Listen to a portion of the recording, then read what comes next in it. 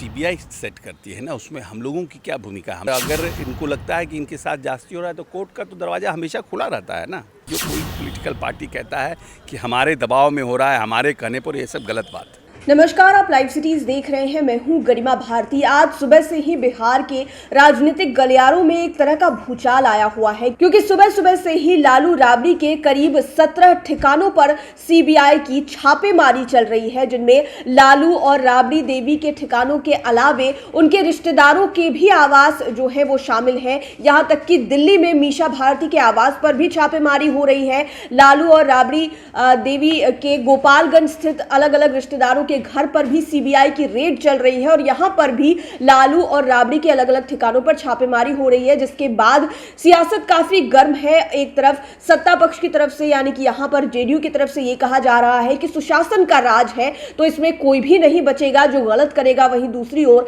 RJD कह रही है कि यह सब बीजेपी के प्रेशर की वजह से हो रहा है, सीबीआई कठपुतली है, वो जानबूझकर ऐसे काम कर रही है। लेकिन जब हमारे सहयोगी आलोक ने बातचीत की बिहार सरकार में मंत्री अशोक चौधरी से कि अब क्या करना चाहिए, अब क्या होगा, उनका इल्जाम लगाए जा रहे हैं सत्ता पक्ष पर, तो उन्होंने क्या कुछ कहा है, आप सुनिए। जिस तरीके से रेड हो रही है सुबह से, आरआरबी का पुराना मामला है, जब लालू प्रसाद रेल मंत्री थे उस समय से ही बातें चल रही थी, कैसे देखते हैं इस टाइमिंग को, कैसे देखते हैं आप?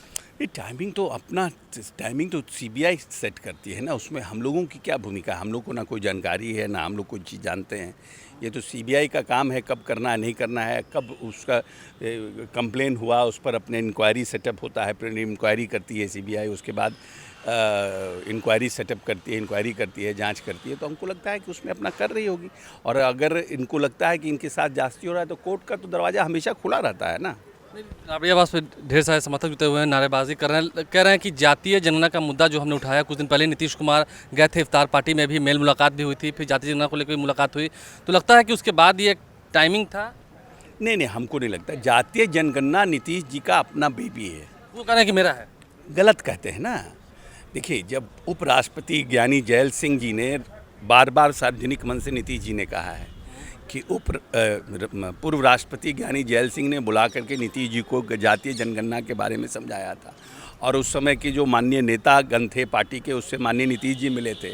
उसके बाद वीपी सिंह जी से इस पर बात की थे अपने यंग एज में। जब ये बातें आपको खुली आंखों से दिख रही हैं, क्योंकि चश्मा भी आप तक नहीं लगाया? नहीं, हमने चश्मा नहीं लगाया, इसीलिए तो खुली आंखों से ही बता रहे हैं कि ये पूरा जातीय जनगणना जो है नीतीश जी का बेबी है। ये जो कोई पॉलिटिकल पार्टी कहता है कि हमारे दबाव में हो रहा है, हमारे कहने पर, ये सब गलत बात है। लगता है कि बीजेपी का साथ आपके साथ रहेगा इस मुद्दे पर? बिल्कुल क्यों नहीं रहेगा। जनक क्यों नहीं आते हैं सामने? बिल्कुल, जनक राम जी का बयान आया, सुशील मोदी जी का बयान आया, और किनका बयान चाहते हैं? सब लोगों ने तो बयान दिया। आप ये कि Tom Dick and Harry from top to bottom you are requiring कि भाई प्रखंड अध्यक्ष से लेकर के जिला अध्यक्ष तक बयान देता रहे, सबको बयान दे ही रहा है। अंतिम सवाल है, कह रहे हैं शिवानंद तिवारी की नीतीश कुमार के लिए अलार्मिंग मैसेज है।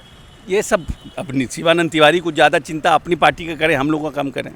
तो आपने अशोक चौधरी को सुना, उन्होंने कहा है कि अगर ये कानून की बात है तो उन्हें न्यायालय का ही दरवाजा खटखटाना चाहिए, क्योंकि अब यहां पर कुछ भी नहीं हो सकता। ये सीबीआई और अब कोर्ट के बीच की बात हो गई है। जो कुछ भी फैसला होगा वो कोर्ट में ही होगा और उन्हें अब न्यायालय का दरवाजा ही खटखटाना होगा। देखना होगा कि अब लालू प्रसाद यादव पर क्या फिर से मुश्किलें आ जाएंगी, क्या फिर से लालू परिवार से कोई जेल जाने वाला है, या फिर सीबीआई की रेड के बाद सब कुछ क्लियर हो जाता है। लाइव सिटीज के साथ आप बने रहें, हमारे चैनल को सब्सक्राइब करें। ये वीडियो फेसबुक पर देख रहे हैं तो पेज को लाइक करें। आप हमें ट्विटर पर भी फॉलो कर सकते हैं।